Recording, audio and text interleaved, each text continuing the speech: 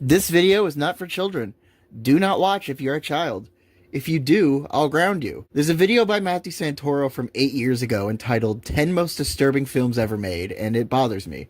I've seen 3 of the 11 movies mentioned on the list, so I can only speak for those. I have nothing against Matthew Santoro, but this specific video has bothered me for years in the way that he talks about certain movies. I'm aware that making this video is incredibly petty, but I have nothing better to do. Number 1 is Cannibal Holocaust.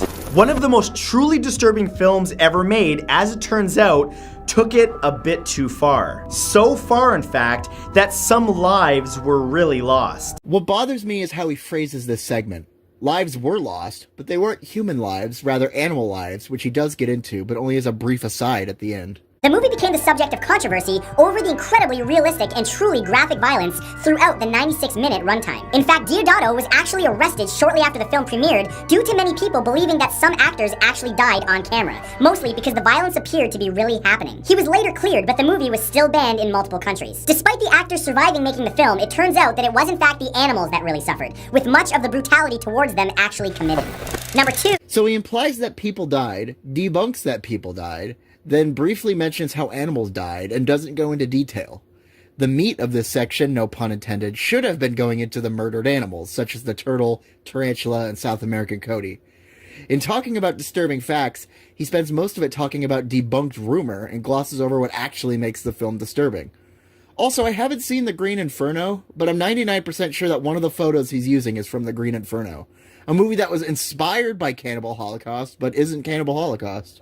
Number 2 is Pink Flamingos. This is the part of the video that truly bothers me. This is where Matthew basically exposes that he hasn't seen a single film on the list. Pink Flamingos is a disgusting movie created by John Waters, who produced, wrote, shot, edited, and directed it, likely because nobody else wanted in on its creation. This isn't true at all. John Waters directed the movie because he wrote the script and therefore wanted to direct the script he wrote. This self-proclaimed American comedy follows... So because it's a shocking, gross-out comedy, that means it's not actually a comedy? That calling it a comedic film is the director's delusion? That's the genre the movie is. Follows a drag queen character named Babs Johnson. The character is named Divine, played by Divine. The character's undercover alias is Babs Johnson. That's not actually the character's name, though.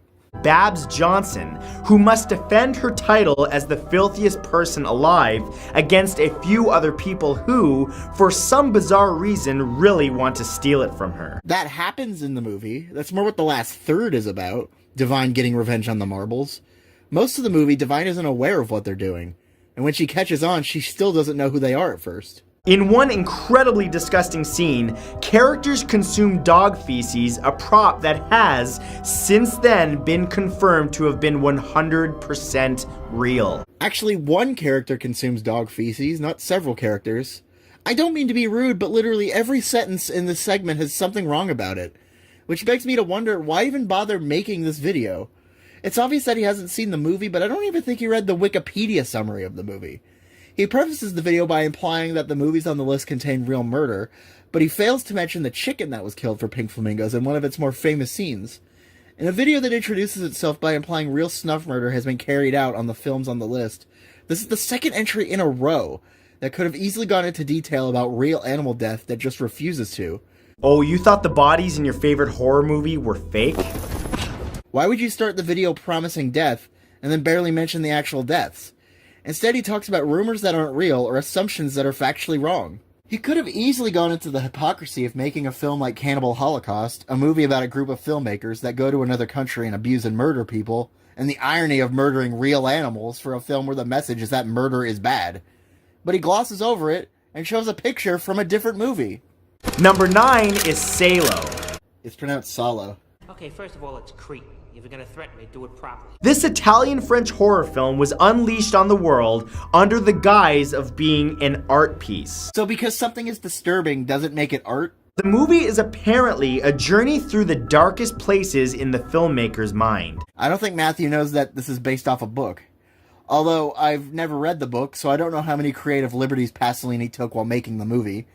Perhaps some of it came from his imagination. No, I will not be reading the book. I don't want the FBI to hack my phone camera. There are a few reasons why this video bothers me, in case you can't tell. One is that it misled me. I spent years thinking Pink Flamingos was a documentary about real people because Matthew explained it in such a strange way. I then watched it and found out it wasn't about that at all. I guess I still feel lied to. I firmly believe he didn't watch a single movie on the list. I imagine he went on a website or two looking for most disturbing movies of all time lists, and then fashioned his list out of other people's lists. This video really doesn't come across as having a love for cinema or disturbing art. It comes across more as algorithm fodder. It's someone who didn't watch the films describing the films to kids that will never watch them either. I just wished he approached it differently. He probably doesn't know how influential Pink Flamingos, Solo, or Cannibal Holocaust are. Again, I don't hate Matthew, but this specific video bothers me to my core, and it has for a long time.